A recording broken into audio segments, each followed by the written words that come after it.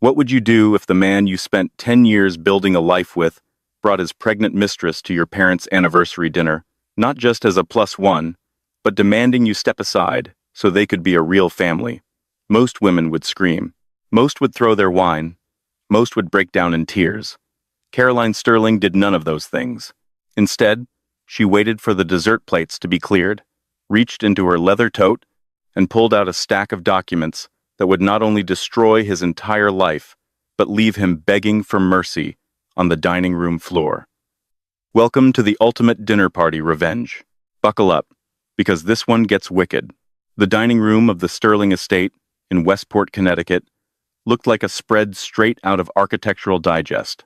A massive mahogany table, polished to a mirror shine, was set for 12. Crystal wine glasses caught the ambient light from the vintage chandelier above, casting fragmented rainbows across the heavy linen tablecloth. Sterling silver cutlery, polished by the catering staff only hours before, flanked gold-rimmed plates.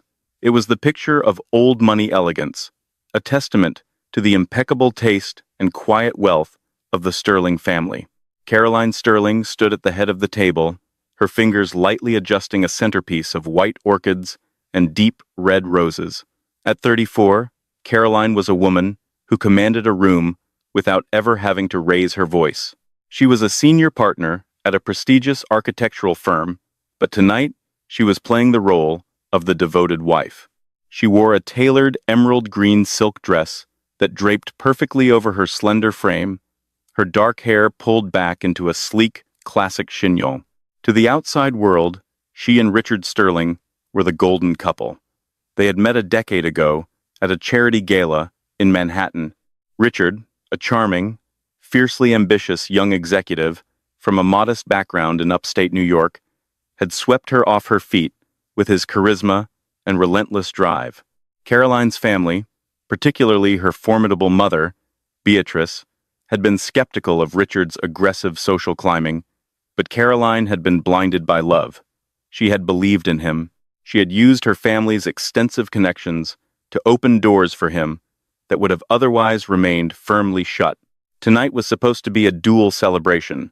It was their 10th wedding anniversary, and it was also a dinner to celebrate Richard's recent, highly publicized promotion to Chief Operating Officer of a mid-sized tech logistics firm.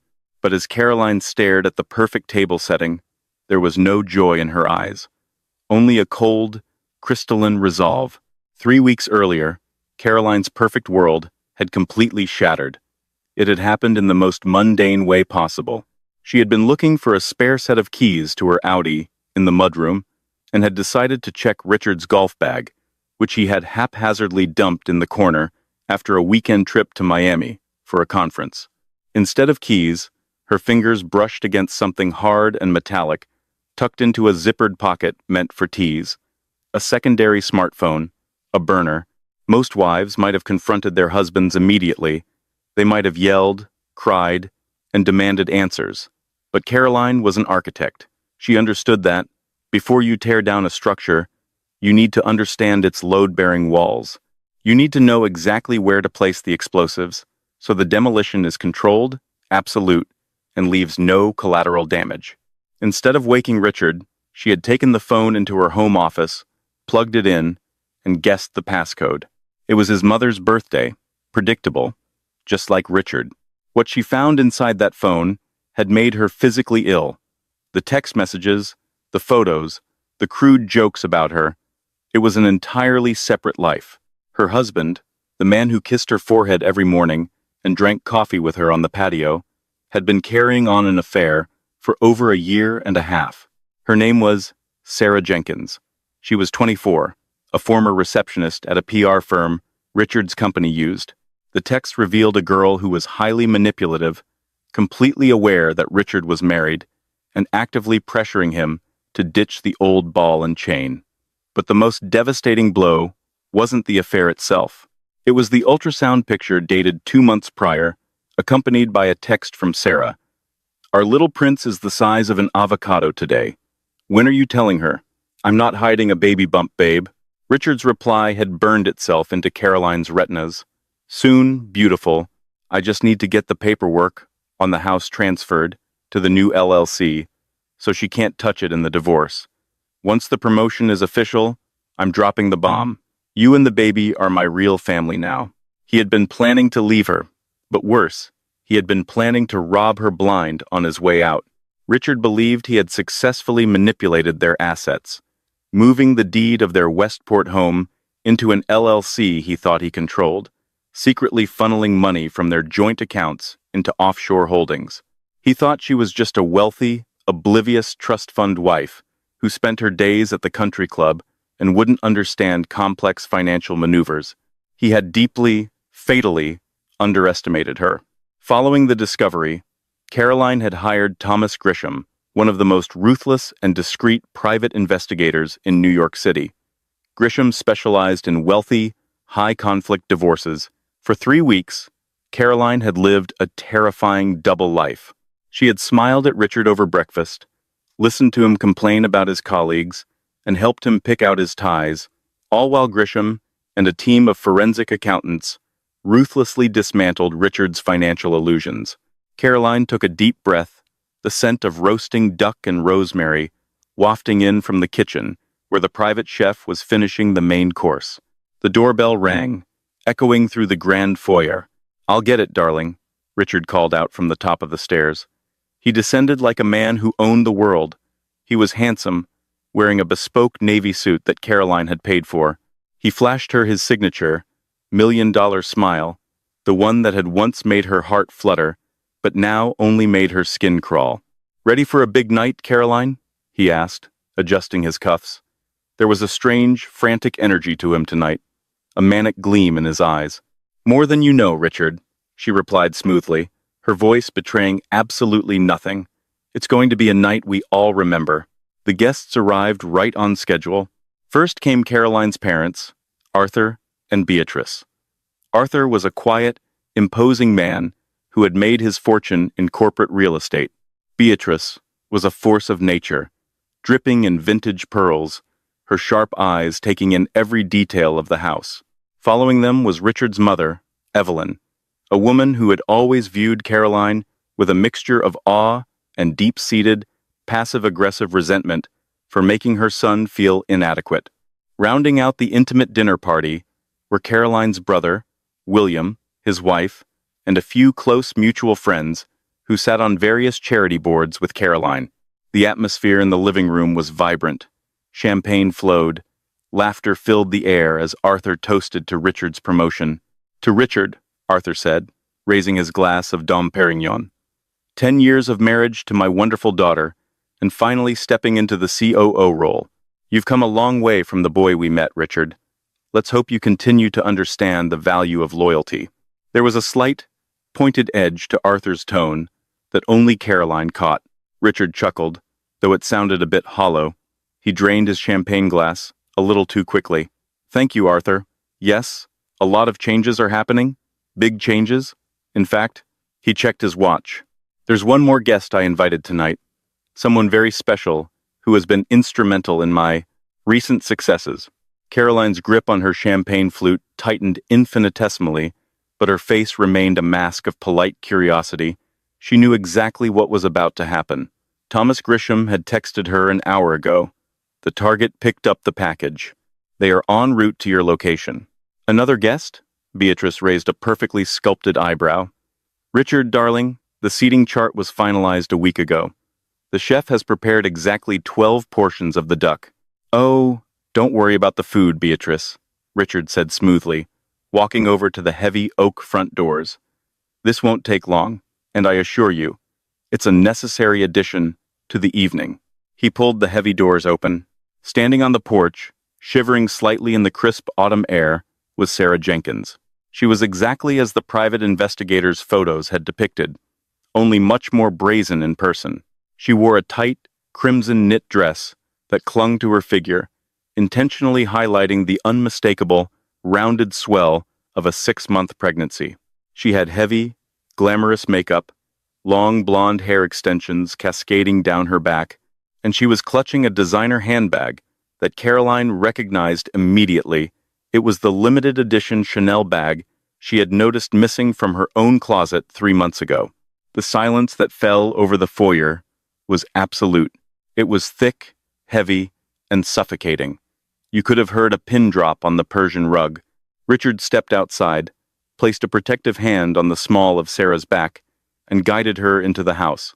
He looked around the room, his chest puffed out, a bizarre mix of terror and arrogant defiance masking his face. "Everyone," Richard announced, his voice echoing in the dead silent room. "This is Sarah." Beatrice was the first to speak. Her voice dropped 10 degrees, freezing the air around her. "Richard, who is this woman, and why is she wearing a dress appropriate for a nightclub to my daughter's anniversary dinner?" Richard's jaw tightened.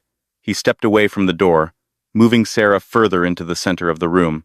He turned to face Caroline, who was still standing near the fireplace, holding her glass, her expression entirely unreadable. "Caroline," Richard said, his voice loud enough for the entire room to hear. He was playing to the audience now. "I didn't want to do it this way. I really didn't.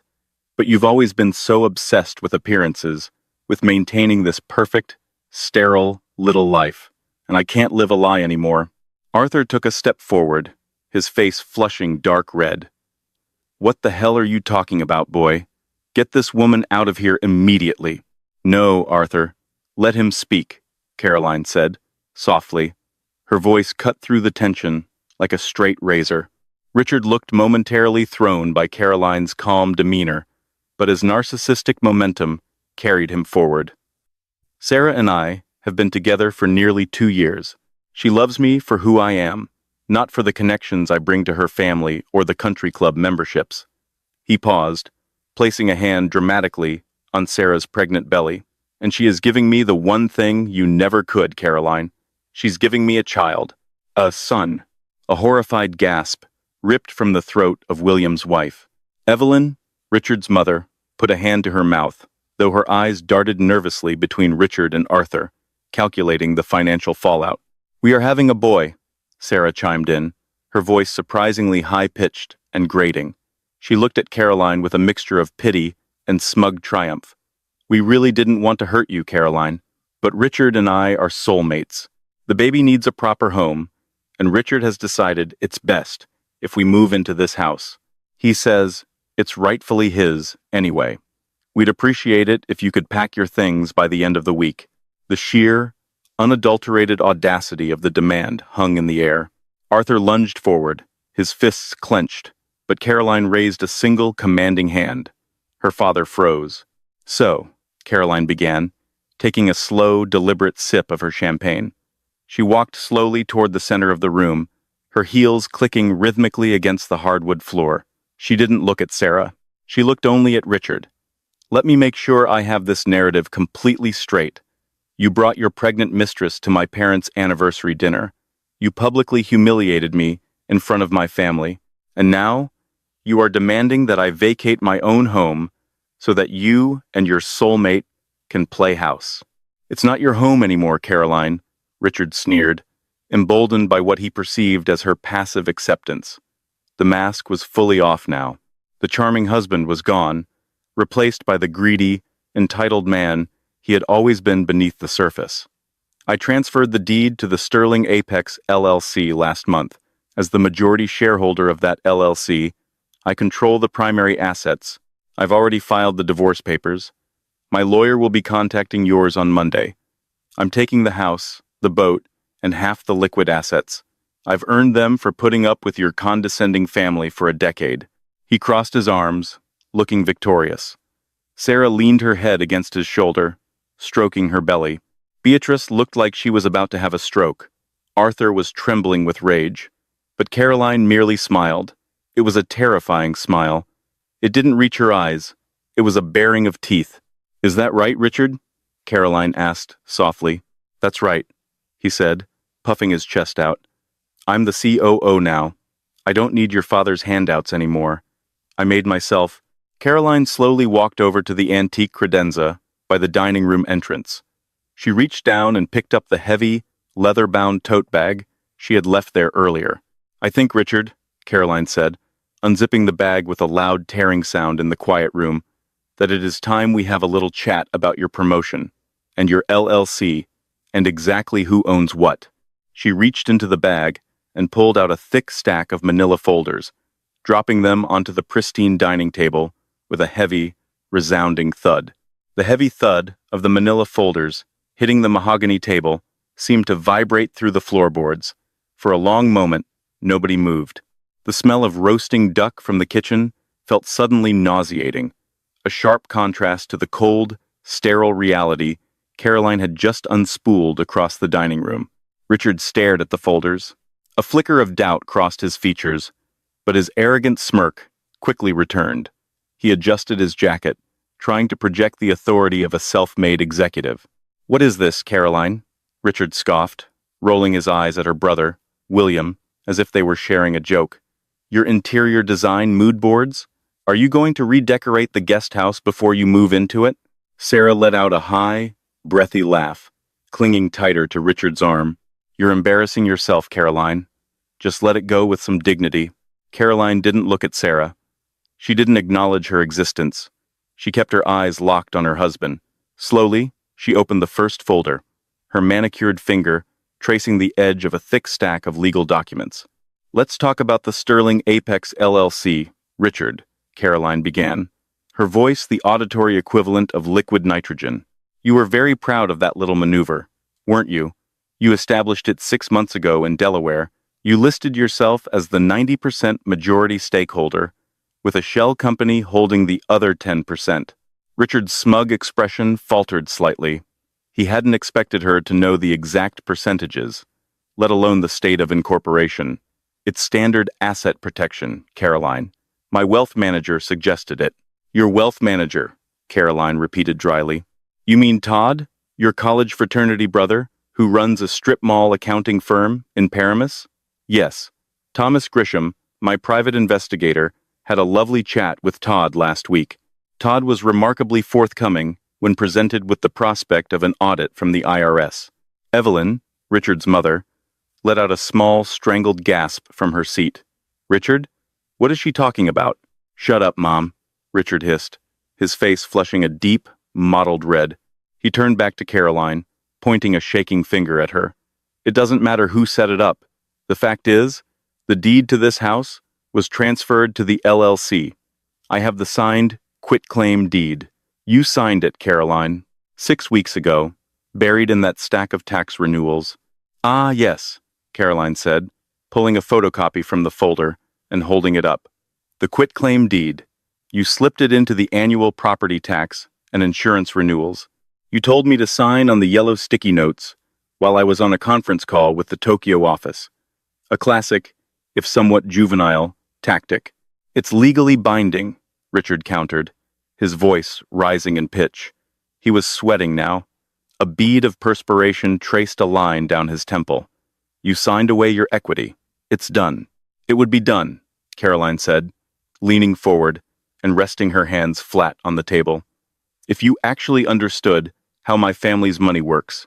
Richard, you spent 10 years living in this house, enjoying the wine, the cars, the lifestyle, and you never bothered to actually read the underlying paperwork." Arthur, who had been standing rigidly by the fireplace, finally allowed a grim, predatory smile to touch his lips. He walked over and poured himself another splash of Dom Perignon. "Go on, sweetheart. Explain it to him." "This house," Caroline said clearly, articulating every syllable so there could be no misunderstanding, "is not owned by Carrie. This property was purchased by the Pendleton Heritage Trust, established by my grandfather. I am simply the named beneficiary, with lifetime residency rights." The color drained from Richard's face so fast, he looked like he might pass out. Sarah looked frantically between Richard and Caroline, her perfectly glossed lips parted in confusion. "Richard, what does that mean?" "I'll tell you what it means, Sarah," Beatrice interjected, her voice dripping with aristocratic venom. She didn't look at the girl, addressing the room at large. "It means my son-in-law is an idiot." Caroline nodded. "It means, Richard, that you cannot transfer a deed you do not own. But more importantly, it means you attempted to fraudulently transfer an asset belonging to a multi-million-dollar, irrevocable trust." Caroline pulled a second document from the folder. It was stamped with the seal of the state of Connecticut. When you filed this forged quitclaim deed with the county clerk, you committed felony fraud. You attempted to steal property from the Pendleton Trust. My father's legal team was alerted the moment the filing hit the county register. We didn't stop it, Richard. We let you complete the filing, because attempting to quietly move marital assets before a divorce is a civil matter. Forging documents to steal from an established trust, that is a state crime. Legal notice of injunction and pending criminal review. Filed. October 14th. Defendant, Richard Sterling, is greater than charge. First-degree forgery, attempted grand larceny. Richard stumbled backward, his shoulder hitting the edge of the doorway. He looked at the document in Caroline's hand as if it were a venomous snake. You set me up. You knew I was going to do it. I simply allowed you to dig your own grave, Caroline corrected softly. And you used an excavator. You own nothing here, Richard. The cars are leased under my firm's name. The boat in the marina is owned by my brother, William. You are a guest who has drastically overstayed his welcome. Sarah dropped Richard's arm, stepping back. Her eyes were wide with a sudden, dawning terror. Richard, is this true? You said you owned this estate. You said we were going to raise the baby here. He lied to you, Sarah, Caroline said, finally addressing the younger woman. Just like he lied to me, he is a middle management drone who wears expensive suits bought with his wife's credit cards. And speaking of credit cards, Caroline closed the first folder and placed her hand on the second one, the one marked with the logo of Meridian Tech Logistics. Fine, Richard shouted, his voice cracking. He ran a frantic hand through his perfectly styled hair, ruining it. The charming facade was entirely gone, replaced by the desperate panic of a cornered animal. Fine, keep the damn house, Caroline. I don't need it. I don't need your family's snooty money. I make high six figures now. I am the chief operating officer of Meridian. I'm a C-suite executive. Sarah and I will buy our own house. A better one. He looked at Sarah, trying to project confidence. Don't worry, babe. My new base salary is $400,000 a year, plus stock options. We are going to be fine. Sarah looked unconvinced, clutching her Chanel bag to her chest, like a life preserver. Caroline actually laughed. It was a cold, sharp sound that echoed off the crystal chandelier. Oh, Richard, you really think you earned that promotion, don't you? You genuinely believe that Harrison Cole looked at your mediocre quarterly reports and saw a visionary leader. Richard puffed his chest out defensively.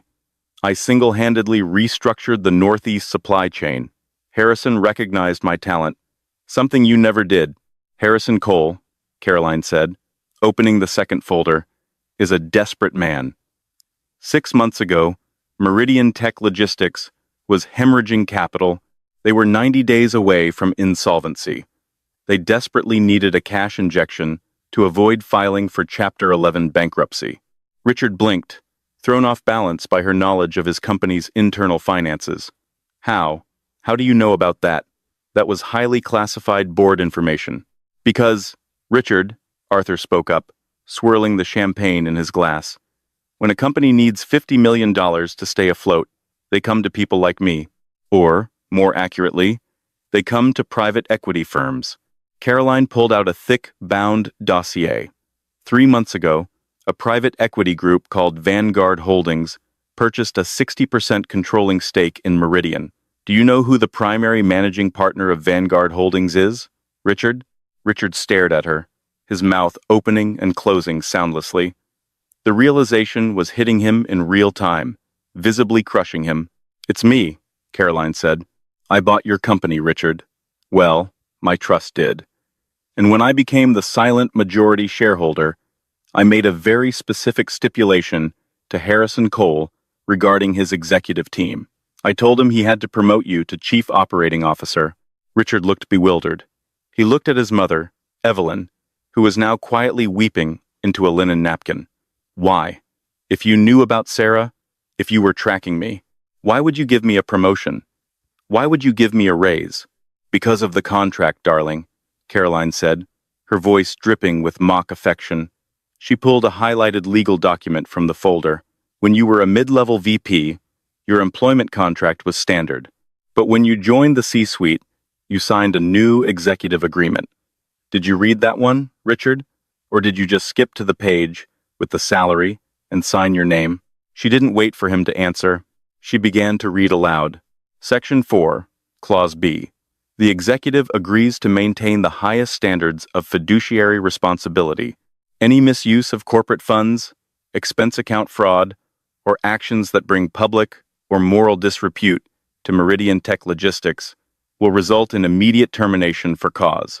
In the event of termination for cause, the executive entirely waives all rights to severance packages, stock options, and unvested retirement contributions, and assumes personal liability for restitution of all misappropriated funds.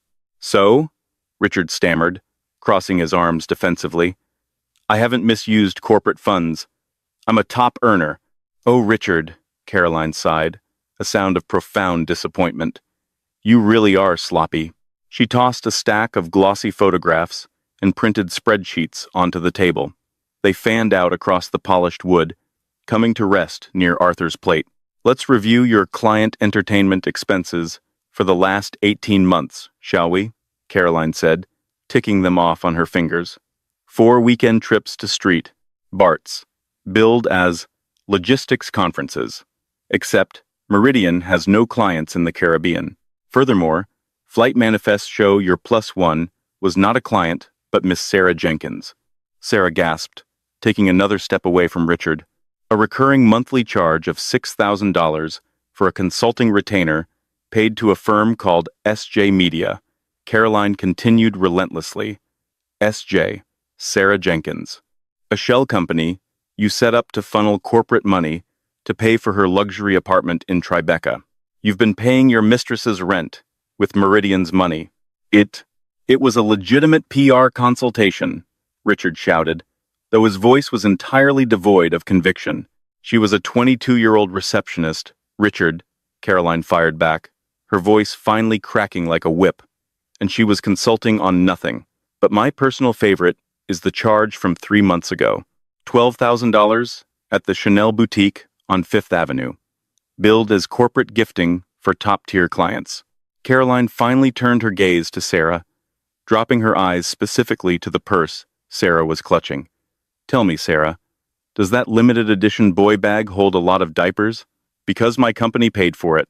Or rather, my husband stole from my company to buy it for you. Sarah's face went completely white. She dropped the Chanel bag onto the floor as if it had suddenly caught fire.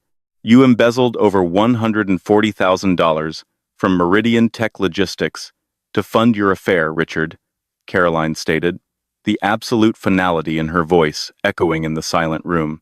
You thought you were a master of the universe, playing the big shot executive, but you were just a common thief, using a company credit card. Caroline pulled out one final piece of paper. It was a single sheet, printed on heavy Meridian corporate letterhead. I had a meeting with Harrison Cole yesterday afternoon, Caroline said softly. I presented him with this forensic accounting report. As the majority shareholder, I demanded immediate action under Section 4, Clause B, of your contract. She slid the paper across the mahogany table. It stopped inches from Richard's shaking hands. You aren't the COO, Richard. As of 5 p.m. today, you were terminated for cause. You have no severance. Your stock options are void. And Meridian's legal team is currently drafting a civil suit against you for the restitution of the embezzled funds.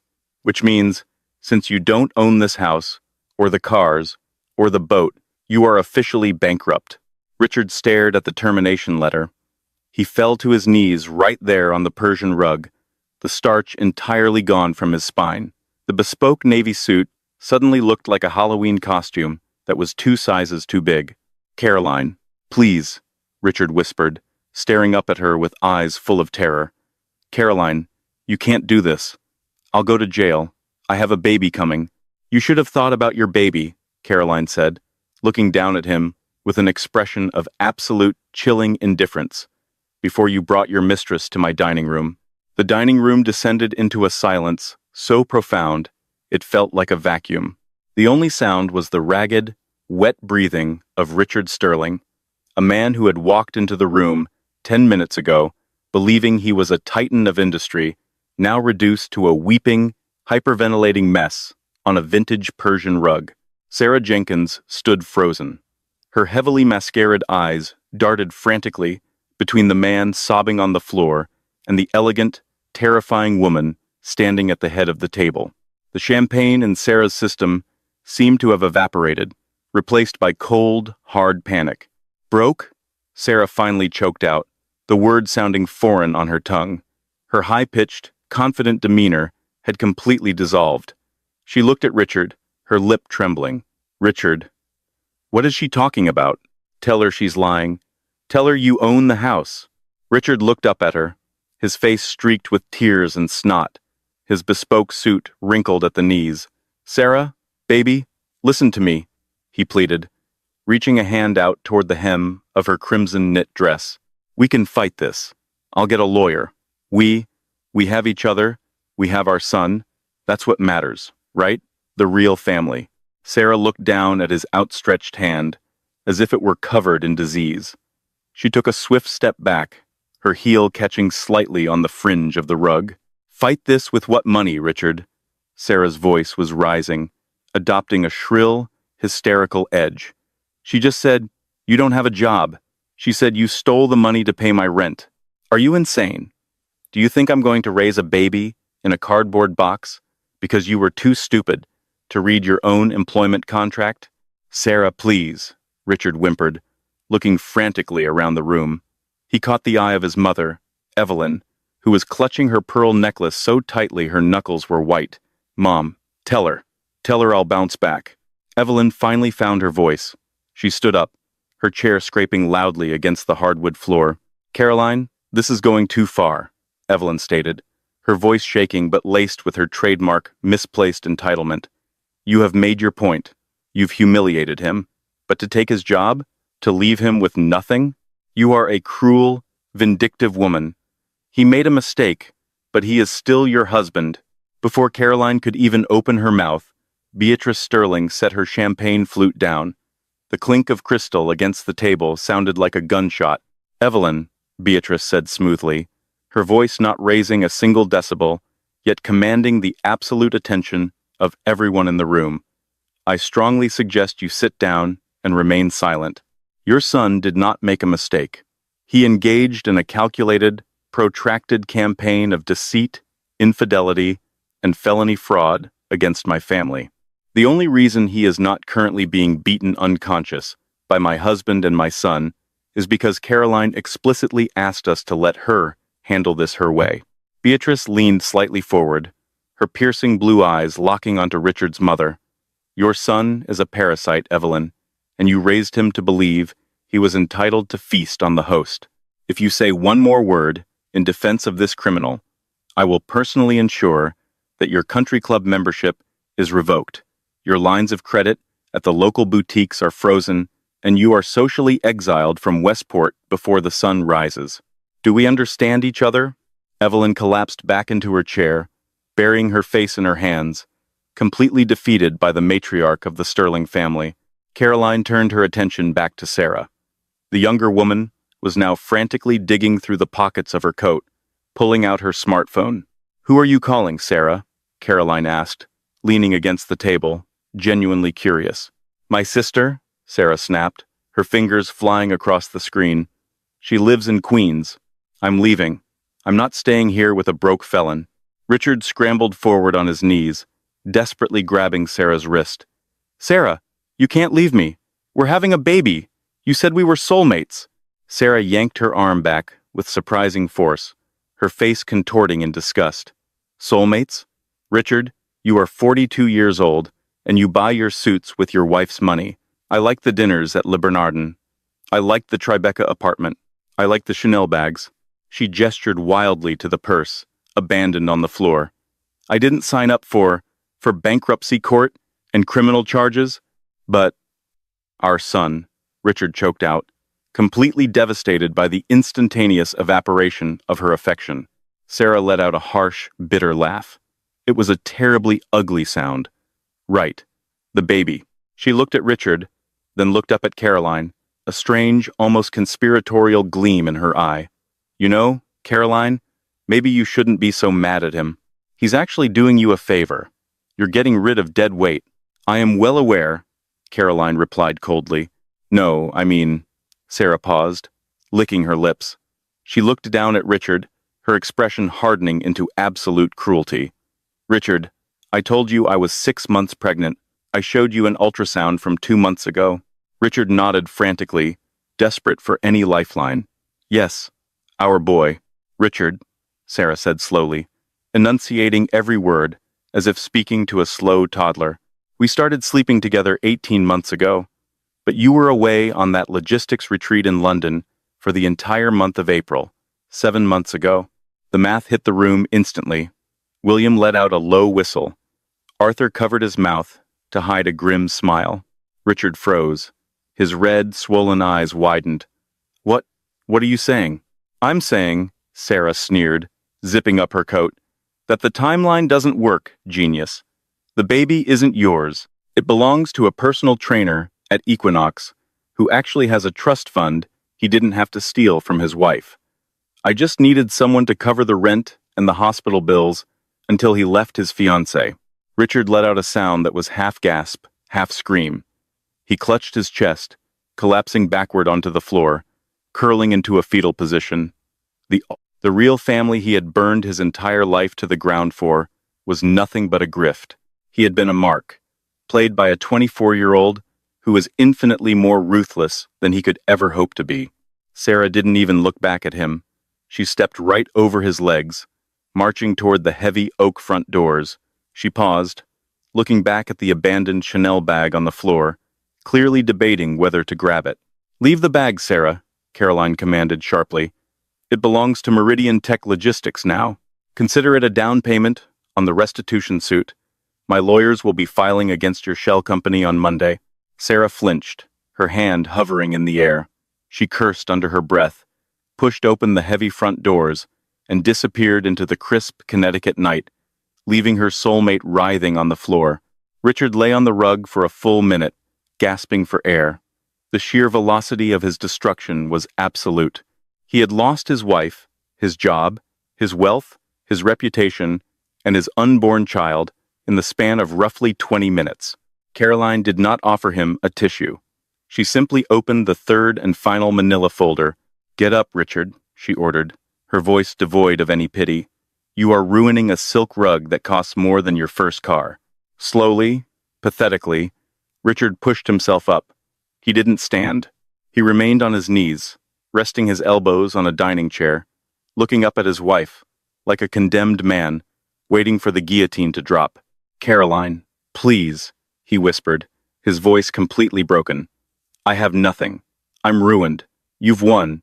Just let me pack my clothes and go. I won't fight the divorce. I'll sign whatever you want. Oh, you've already signed it, Richard, Caroline said, pulling a thick, blue-backed legal document from the folder. 10 years ago, in my father's attorney's office. Richard squinted at the document. The prenuptial agreement? Caroline, that's a standard document. It just protects the trust.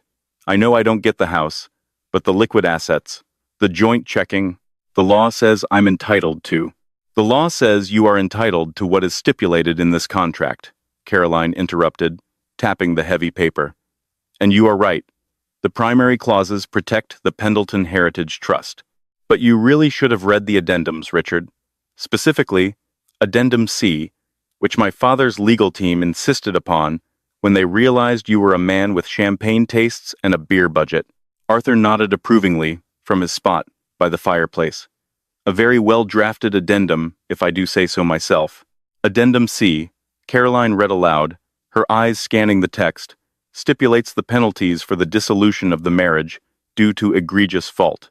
Egregious fault is defined here as infidelity resulting in a pregnancy, public humiliation of the... Richard's face went slack. I didn't know... Clearly, Caroline said smoothly. If you trigger the egregious fault clause, Richard, the standard 50/50 split of our joint marital assets is voided. You forfeit your right to any alimony, spousal support, or division of our joint checking and investment accounts.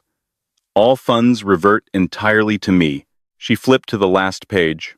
Furthermore, it states that in the event of a divorce under these conditions, the at-fault party is responsible for 100% of the legal fees incurred by both parties during the dissolution process.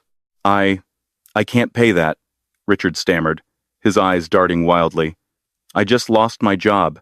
I have zero income. I'm overdrawn on my personal checking. That sounds like a personal problem, Richard, Caroline said, closing the folder with a sharp snap.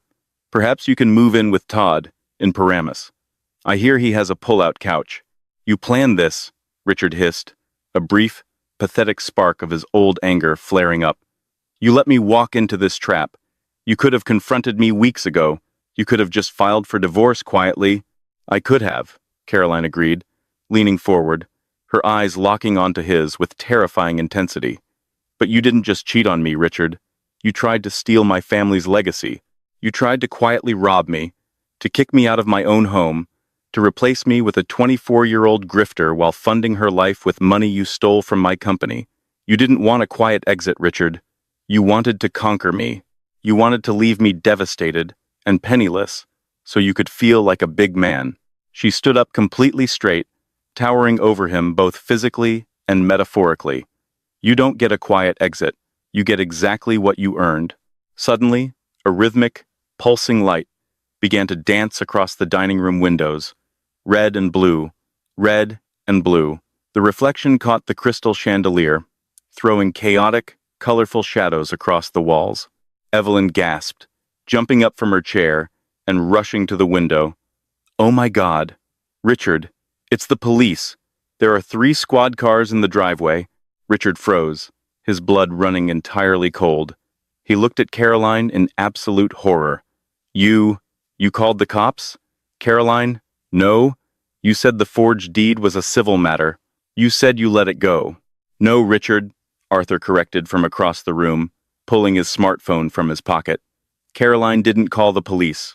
I did. Caroline handles the corporate side of things. I handle the family trust. And when an arrogant little upstart forges documents to steal property from the Pendleton Heritage Trust, I don't send a sternly worded letter.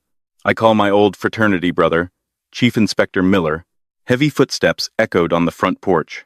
The doorbell chimed, followed by 3 loud, authoritative knocks on the heavy oak. Police department, a deep voice called out. Open the door. William walked over and opened the doors wide. 3 uniformed officers stepped into the grand foyer, their hands resting on their duty belts. They looked past William, their eyes scanning the dining room, until they landed on the man kneeling on the floor. Richard Sterling? The lead officer asked, stepping into the dining room. Richard couldn't speak. He could only nod, his body trembling violently. Sir, please stand up, the officer commanded, pulling a pair of steel handcuffs from his belt.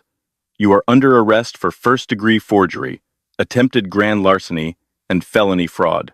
Evelyn began to scream, rushing forward, but one of the officers gently but firmly blocked her path. Ma'am, please step back. Do not interfere. Get up, Richard, Caroline said quietly. Richard slowly rose to his feet.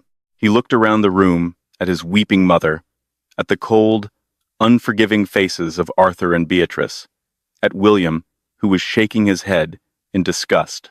Finally, he looked at Caroline. Caroline, please, he begged one last time, a pathetic, broken whisper as the officer grabbed his arms and yanked them behind his back. The sharp click-click of the handcuffs locking into place echoed loudly in the quiet room. I'm sorry. I'm so sorry. I know you are, Caroline replied, her voice perfectly steady, completely devoid of emotion. Have a good night, Richard. The chef is about to serve the duck, and we wouldn't want it to get cold. The officers marched Richard Sterling out of the dining room, past the pristine table setting, past the beautiful floral centerpiece, and out the front doors into the flashing red and blue lights of his new reality. Caroline watched the heavy oak doors close behind them. She took a deep breath, the scent of rosemary and roasted duck finally smelling, appetizing to her. She picked up her champagne glass, turning to her stunned guests. Well, Caroline said, a genuine warm smile finally breaking across her face. I apologize for the delay, everyone. Shall we sit down to dinner? The dining room remained perfectly still for several long seconds after the front doors clicked shut. The flashing red and blue lights faded as the police cruisers rolled down the long, manicured gravel driveway, taking Richard Sterling away from the life he had so carelessly taken for granted. Evelyn Sterling was the only one not seated. She stood by the window, her hands trembling, tears ruining her expensive makeup. She looked at Caroline, her eyes filled with a potent mix of hatred and absolute terror. She had just watched her son's life be legally and financially incinerated, and she knew she possessed no power to reverse it. "I am leaving," Evelyn announced, her voice shaky but attempting to grasp at some final shred of dignity. "I will not break bread with a woman who would do this to her own husband." "Suit yourself, Evelyn," Beatrice replied, taking a delicate sip of her Dom Perignon. "William, be a dear and call Evelyn an Uber Black. I believe her account is still linked to Richard's frozen credit cards. We wouldn't want her stranded in Westport at this hour." Evelyn let out a sob, grabbed her coat from the foyer, and waited outside in the cold until the car arrived. Back in the dining room, the private chef cautiously emerged through the swinging kitchen doors, pushing a silver serving cart. The aroma of perfectly roasted duck, with cherry reduction and wild mushroom risotto, filled the air. "Dinner is served, Mrs. Sterling," the chef said quietly, avoiding eye contact with the empty chairs. "Thank you, chef," Caroline smiled warmly. She took her seat at the head of the table. Arthur, Beatrice, William, and his wife all followed suit, unfolding their heavy linen napkins. It was the most peaceful meal Caroline had eaten in over 18 months. The legal dismantling of Richard Sterling was not swift, but it was absolutely merciless.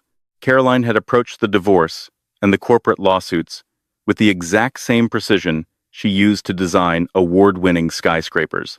Here is how the demolition finally settled. Asterisk. The criminal case. Richard was arraigned at the Stamford Superior Court.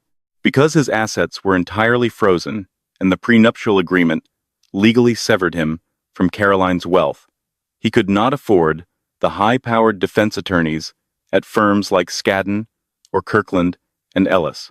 He was assigned a public defender, facing a mountain of incontrovertible evidence, including the forged trust documents and a paper trail of embezzled corporate funds. Richard took a plea deal. He was sentenced to 4 years at the McDougall Walker Correctional Institution for first-degree forgery and corporate embezzlement. Asterisk, the civil lawsuit. Vanguard Holdings, acting through Meridian Tech Logistics, sued Richard and his shell company, SJ Media, for the restitution of the $140,000 he had stolen.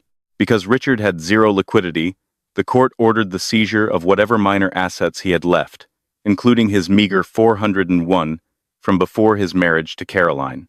Asterisk, the mistress. Sarah Jenkins discovered that Karma is a remarkably efficient debt collector. When the Equinox personal trainer, Tyler Kensington, found out about the impending corporate lawsuit and the highly public scandal, he promptly changed his phone number and moved in with his wealthy fiancée in the Hamptons. Left entirely alone, heavily pregnant, and facing a civil suit for receiving stolen corporate funds, Sarah was forced to liquidate her Tribeca apartment. The limited edition Chanel bag, along with a closet full of designer shoes Richard had purchased with company money, were seized by Meridian's legal team. She ended up moving into a cramped, two-bedroom apartment in Queens with her sister, working a remote customer service job to pay off her mounting legal fees. As for Caroline, she didn't just survive the implosion of her marriage. She thrived in the empty space it left behind. She was officially promoted to principal architect at her firm, taking the lead on a multi-million-dollar commercial waterfront project in Boston. With Vanguard Holdings stabilizing Meridian Tech Logistics, her trust's investment doubled in value within the first 2 fiscal quarters. One crisp Friday evening in early spring, Caroline stood in the grand foyer of the Westport estate. The heavy mahogany table in the dining room had been replaced by a sleek, modern glass and steel piece she had custom designed. The dark, brooding colors Richard had always favored were gone, painted over with bright, airy whites and soft, natural tones. She poured herself a neat glass of Macallan 18, walked out onto the back patio, and looked over the sweeping lawns of the property. The house was finally hers, truly hers. There were no more lies hiding in golf bags, no more burner phones, no more strangers wearing her clothes. She had torn the rotting structure down to its studs, and the foundation she was building upon now was entirely, undeniably unbreakable. When a toxic partner tries to rewrite the narrative and steal your peace, sometimes the best response isn't a screaming match. It's a meticulously organized manila folder. Caroline Sterling's story is the ultimate masterclass in patience, strategy, and knowing your own worth. She didn't just kick her cheating husband out. She legally and financially dismantled the fake empire he built on her dime. It proves that when you underestimate a smart, prepared woman, you are signing your own eviction notice. What would you have done if you were in Caroline's designer shoes? Would you have waited for the dinner party or confronted him immediately? Let me know your thoughts down in the comments. If you loved this story of ultimate revenge and karma, hit that like button, share this video with someone who needs a reminder of their own power, and don't forget to subscribe for more jaw-dropping, real-life drama stories.